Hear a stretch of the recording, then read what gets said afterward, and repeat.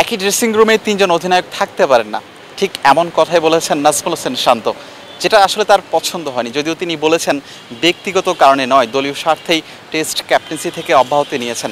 আরও একটা বিষয়, সেটা হচ্ছে পরবর্তী টেস্ট ক্যাপ্টেন হচ্ছেন কে। বিসিবিতে বৈঠক চলছে, অনেকটা জরুরি বৈঠকই বলা যায়, যেখানে আমিনুল ইসলাম দায়িত্ব নেওয়ার পর তৃতীয় বোর্ড সভা অনুষ্ঠিত হচ্ছে, যেখানে অলরেডি মিটিং চলছে, সবাই উপস্থিত আছেন এবং বোর্ড পরিচালক, বিসিবি প্রেসিডেন্ট সহ সবাই আসলে বোর্ড মিটিংয়ে উপস্থিত আছেন। বিসিবিতে আজকের সবাই আসলে কি কি আলোচনা হতে পারে, টেস্ট ক্যাপ্টেন্সিটা কেন আসলে গুরুত্বের সঙ্গে বলা হচ্ছে। যদিও বাংলাদেশের টেস্ট সিরিজটা শ্রীলঙ্কার বিপক্ষে 2 ম্যাচের টেস্ট সিরিজ শেষ হওয়ার পর আপাতত কোনো সিরিজ নেই, ঘরের মাঠে আয়ারল্যান্ডের বিপক্ষে হোম সিরিজ রয়েছে, তার আগে ব্যাপক সময় পাচ্ছে, তবুও একটা আলোচনার কেন্দ্রবিন্দুতে কিন্তু টেস্ট ক্যাপ্টেন্সি। আরও একটা বিষয়, বিপিএলের টাইমিং, কখন আসলে বিপিএলটা শুরু হতে পারে এবং বিপিএলের ড্রাফট নিয়েও আসলে আলোচনা হতে পারে। এবং তাছাড়া আরও দুটো বিষয় আলোচনা হতে পারে, এইচপির প্রোগ্রাম এবং এইচপির ট্যুর প্ল্যানিং, ম্যাচ সব কিছু মিলিয়ে, এবং বিভিন্ন বিভাগ থেকে উত্থাপিত অনেক বিষয় এসেছে, সেগুলো নিয়ে চূড়ান্ত সিদ্ধান্ত আসতে পারে আজকের বোর্ড মিটিংয়ের মাধ্যমে। তবে আমি শুরু থেকেই শুরু করতে চাচ্ছি যে টেস্ট ক্যাপ্টেন্সির আলোচনায় কারা কারা আছেন বা কাদের তালিকাটা আসলে বিসিবির কাছে আছে, বা তাদের আসলে পছন্দের তালিকার কথা যদি আসলে বলি। নাজমুল হোসেন শান্ত তিনি ক্যাপ্টেন্সি থেকে অব্যাহতি নিয়েছেন। এখন মেহেদী হাসান মিরাজ ওয়ানডে ক্যাপ্টেন্সিটা পেয়েছেন নতুন করে, শ্রীলঙ্কা সিরিজ শুরু হচ্ছে।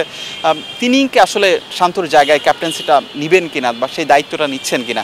যদিও বিসিবি চাচ্ছে 3 ফরম্যাটে 3 অধিনায়ক থাকতে, তবে সেই ক্ষেত্রে যদি মেহেদী হাসান মিরাজকে শেষ পর্যন্ত টেস্ট ক্যাপ্টেন্সিটা দেওয়া হয়, তাহলে কিন্তু বিসিবির যে প্ল্যানিং, যে প্রক্রিয়া, সেটা থেকে কিন্তু বের হয়ে আসতে হচ্ছে।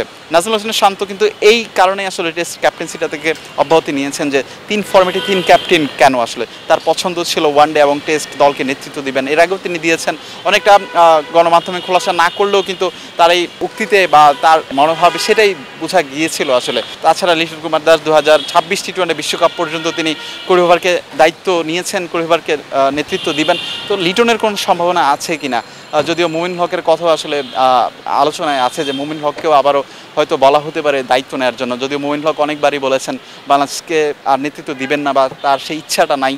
তাছাড়া তাইজুল ইসলাম তো একবার বলেইছিলেন টেস্ট ক্রিকেটে তিনি দায়িত্ব নিতে প্রস্তুত বা দলকে সামলাতে প্রস্তুত। তাহলে কি তাইজুল ইসলামের কাজও সেই দায়িত্বটা যেতে পারে কিনা, আমরা এমনটাও শুনেছি আসলে তাইজুল ইসলামকে নিয়েও চিন্তাভাবনা করছে। তাছাড়া বিপিএলের কথা যদি বলি, বিপিএল কখন শুরু হতে পারে, আপনারা জানেন যখন বাংলাদেশ প্রিমিয়ার লিগ শুরু হয় তখন কিন্তু বিগ ব্যাশ বা আরও বিশ্বব্যাপী যে ফ্র্যাঞ্চাইজি ক্রিকেট অনুষ্ঠিত হয় সেটা অনেকটাই সাংঘর্ষিক হয়ে যায়, বিপিএলের সূচির সঙ্গে সেটা মিলে যায়, যার কারণে অনেক ক্রিকেটারকে, অনেক নামি দামি বিদেশি ক্রিকেটারকে আসলে পাওয়া যায় না একই সময়, তারা অন্যান্য ফ্র্যাঞ্চাইজি ক্রিকেট খেলতে ব্যস্ত থাকেন।